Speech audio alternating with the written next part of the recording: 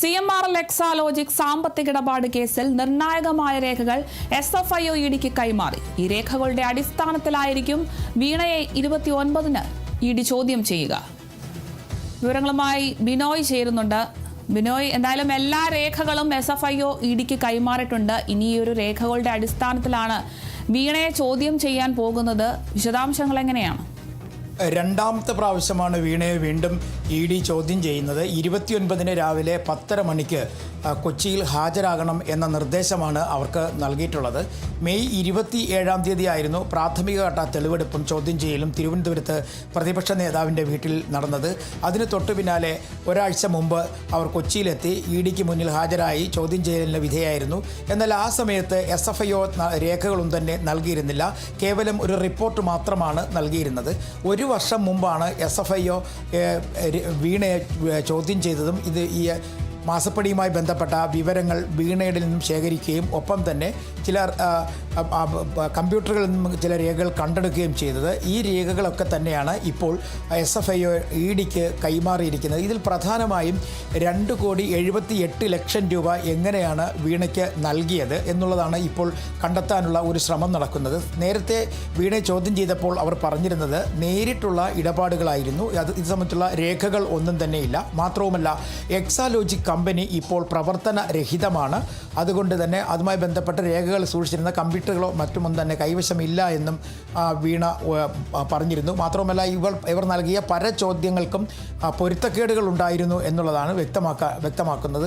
മറ്റൊരു പ്രധാനപ്പെട്ട കാര്യം, ഈ SFIOയുടെ 134ഓളം രേഖകളാണ് ഇപ്പോൾ ഇഡിക്ക് കൈമാറിയിരിക്കുന്നത്. ഇതിൽ ഈ മാസപ്പടി കേസുമായി ബന്ധപ്പെട്ട് ഉള്ള ഒരു പ്രധാനപ്പെട്ട വിവരങ്ങളെല്ലാം തന്നെ ഉണ്ട് എന്നുള്ളതാണ്.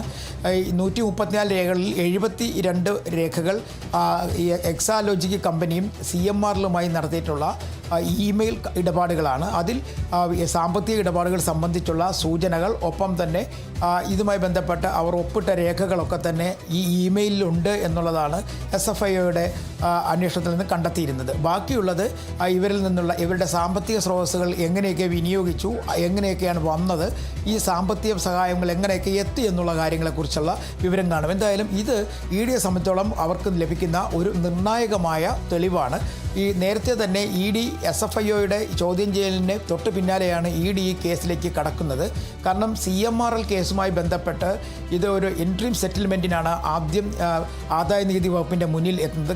ഈ CMRLൻ്റെ കമ്പനി ഉടമകളുടെ ഭാഗത്തു നിന്നും ആദായ നികുതിയുമായി ബന്ധപ്പെട്ട് കുറച്ച് വീഴ്ചകൾ സംഭവിച്ചിരുന്നു.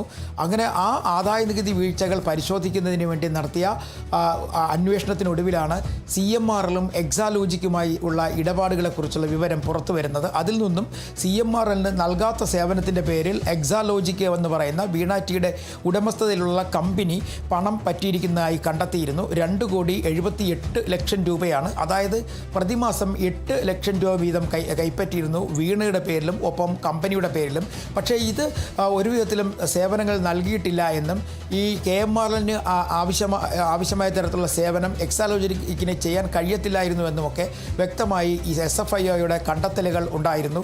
ഇതിൻ്റെ കൂടി അടിസ്ഥാനത്തിൽ തയ്യാറാക്കപ്പെട്ട രേഖകളാണ് ഹൈക്കോടതിയുടെ നിർദ്ദേശപ്രകാരം SFIO ഇഡിക്ക് കൈമാറിയത്. ഈ രേഖകളുടെ അടിസ്ഥാനപ്പെടുത്തിയുള്ള ചോദ്യം ചെയ്യലിലേക്ക് ഇഡി കടക്കുന്നു എന്ന് പറയുമ്പോൾ അതിൻ്റെ അർത്ഥം കാര്യങ്ങൾ ഗുരുതരാവസ്ഥയിലേക്ക് നീങ്ങുന്നു എന്നുള്ളത് തന്നെയാണ്. കാരണം ഇനി ഇവർക്കെതിരെയുള്ള അടുത്ത നടപടിക്രമങ്ങളിലേക്ക് ഒരു പക്ഷേ ഇഡി കടന്നെന്നിരിക്കാം.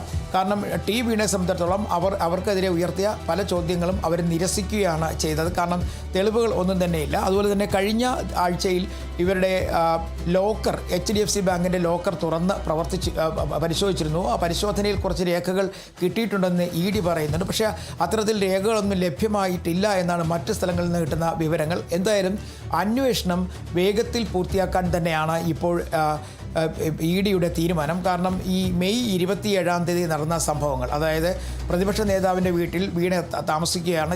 അവിടെ എത്തി പരിശോധന നടത്തുന്നതിനിടയിൽ ഇഡി ഉദ്യോഗസ്ഥർക്കെതിരെ ഉണ്ടായ അതിക്രമം, വാഹനങ്ങൾ അടിച്ചു പൊട്ടിക്കൽ, ഇത് ഉൾപ്പെടെയുള്ള സംഭവങ്ങൾ നടന്നതുകൊണ്ട് തന്നെ കേസ് വേഗത്തിൽ പൂർത്തിയാക്കി മറ്റ് നടപടിക്രമങ്ങളിലേക്ക് കടക്കാനാണ് ഇപ്പോൾ ഇഡി ആലോചിക്കുന്നത്.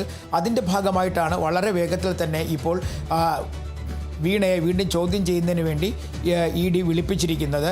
ഇതിലൊരു മറ്റൊരു പ്രധാനപ്പെട്ട കാര്യം, CMRLുമായി ബന്ധപ്പെട്ട എല്ലാവരെയും ED ചോദ്യം ചെയ്ത് കഴിഞ്ഞിരിക്കുന്നു. CMRLിൻ്റെ ഉടമസ്ഥനായ MD ശശിധരൻ കർത്തയുടെ മകൻ, ഭാര്യ, മരുമകൻ എന്നിവരെയെല്ലാം ചോദ്യം ചെയ്ത് കഴിഞ്ഞിട്ടുണ്ട്. ഇവരെ ചോദ്യം ചെയ്തതിന് ശേഷം കിട്ടിയിട്ടുള്ള വിവരങ്ങൾ കൂടി അടിസ്ഥാനമാക്കിയായിരിക്കും വീണയിലേക്കുള്ള ചോദ്യം ചെയ്യൽ, അല്ലെങ്കിൽ വീണയെ ചോദ്യം ചെയ്യുക. അത്തരത്തിൽ വലിയ നീക്കങ്ങൾ ഇപ്പോൾ CMRLിൻ്റെ ഭാഗത്ത് നിന്ന്, അല്ലെങ്കിൽ വലിയ നീക്കങ്ങൾ EDയുടെ ഭാഗത്ത് നിന്ന് CMRLിനെതിരെയും എക്സാലോജിക്കെതിരെയും തുടങ്ങിയിരിക്കുന്നു എന്ന് വേണമെങ്കിൽ പറയാൻ കഴിയും. കാരണം നിലവിൽ ഇപ്പോൾ എക്സാലോജിക് എന്ന് പറയുന്ന കമ്പനി പ്രവർത്തനക്ഷമമല്ല എന്നുള്ള വിവരങ്ങൾ പുറത്തു വരുന്നുണ്ടെങ്കിൽ തന്നെയും ഈ രേഖകൾ കണ്ടെത്താൻ ശ്രമം ED നടത്തുന്നുണ്ട്. ആ അന്വേഷണത്തിന് പിറകിലാണ് ED ഇപ്പോൾ. നേരത്തെ കേരളത്തിൽ എത്തിയിരുന്ന EDയുടെ ഡയറക്ടർ ഈ കേസന്വേഷണവുമായി ബന്ധപ്പെട്ട സ്ഥിതിഗതികൾ വിലയിരുത്തിയിരുന്നു. അതിനുശേഷമാണ് വേഗത്തിൽ കേസിൻ്റെ നടപടിക്രമങ്ങളിലേക്ക് പോകാൻ തീരുമാനിച്ചത്. CMRLുമായി ബന്ധപ്പെട്ട ഇടപാടുകളിൽ ചില രാഷ്ട്രീയ നേതാക്കന്മാരുടെ പേരുകൾ കൂടി രേഖപ്പെടുത്തിയിരുന്നു. അവരിലേക്ക് അന്വേഷണം നീളുമോ എന്നുള്ള കാര്യങ്ങളൊക്കെ പിന്നീട് മാത്രമേ അറിയാൻ കഴിയുകയുള്ളൂ. എന്തായാലും ഈ CMRL എക്സാലോജി കേസിൻ്റെ രണ്ടാം വട്ടത്തിലേക്ക് കടക്കുന്നു. ED വീണ്ടും വീണയെ ചോദ്യം ചെയ്യാൻ പോകുന്നു. 29-ന് രാവിലെ 10:30 മണിക്ക് EDയുടെ കൊച്ചിയിലെ ഓഫീസിൽ ഹാജരാകാനാണ് ഇപ്പോൾ നിർദ്ദേശം നൽകിയിട്ടുള്ളത്. ശരി, വ്യക്തമാണ്. എന്തായാലും CMRL എക്സാലോജിക് സാമ്പത്തിക ഇടപാട് കേസിൽ നിർണായകമായ രേഖകളൊക്കെയാണ് SFIO EDക്ക് കൈമാറിയിട്ടുള്ളത്. 134 രേഖകളൊക്കെയാണ് കൈമാറിയിരിക്കുന്നത്. ഈ രേഖകളുടെയൊക്കെ അടിസ്ഥാനത്തിലായിരിക്കും ഇനിയൊരു ചോദ്യം ചെയ്യലുണ്ടാകുക. എന്തായാലും 29-നാണ് വീണയെ ED ചോദ്യം ചെയ്തത്. രണ്ടാം ഘട്ട ചോദ്യം ചെയ്യലാണ് നടക്കുന്നത്. ഈ ഒരു ലഭിച്ച രേഖകളുടെയൊക്കെ അടിസ്ഥാനത്തിലായിരിക്കും വീണയെ ED വീണ്ടും ചോദ്യം ചെയ്യുക. കൂടുതൽ വിവരങ്ങൾ നൽകിയത് D ബിനോയാണ്.